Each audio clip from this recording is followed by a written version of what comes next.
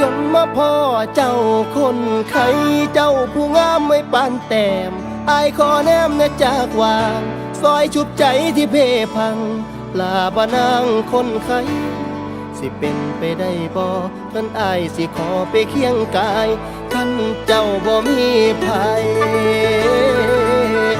คันได้นางมาเคียงข้างสิขอหักนางไปจนแก่โปรดรับใจเอาไว้แน่ให้เจ้าแลในเด้อคำยามหนาวไอ้กะสิกอดยามนอนไอ้กะสิหอม